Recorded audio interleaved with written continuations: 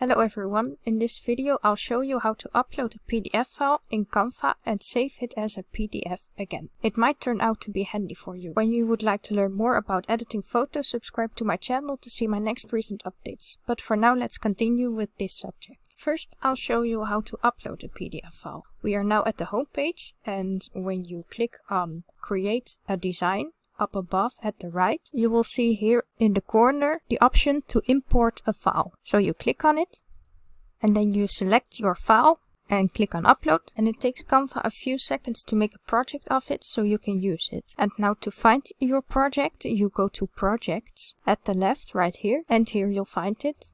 You click on it and it might look like this. It looks exactly how it's supposed to be, but it's not always like this. But I experienced this with PDF files online, and if I edit it myself and then upload the file, it is good. Now you can see it made different elements of all the parts, so you can adjust every single part. Now you see that I have a report in here. That is one of the things you can easily edit in here. When you are working on a school project, for example, this is a great idea to do, because using pictures from the internet is not always allowed. Actually, you first need to ask permission to use it. Canva gives you all these images for free. Of course, the paid version gives you a lot more, but with a good search, you will always find something that fits with your preference. So, this looks boring, right? It has probably some good information. You see here that it goes about animals, so let's put some animals on the front page. I'm going to keep the title here, and the other part I will move down. I'm doing this by duplicating the front page right here, and then I'll erase the second part on the first page.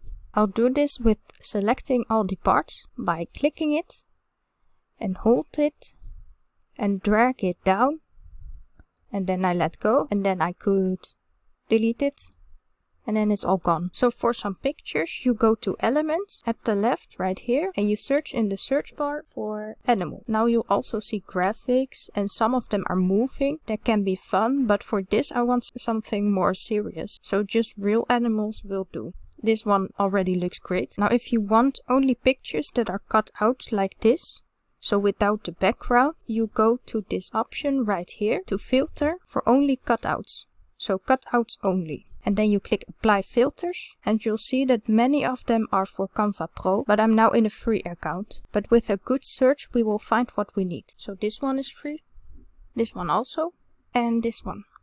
I want to add some butterflies in the open area here, but I didn't see them yet. So I will search for those in the search bar, and I will raise the option for cutouts only and type in butterfly, and now you see up above immediately great results. I'll make the title a little bit thicker and in the middle and a little bit bigger, and add effect with a shadow, and I could add a background color, of course. Now if we go to the next page, you see the same title again, because we duplicated the first page. So I'll erase that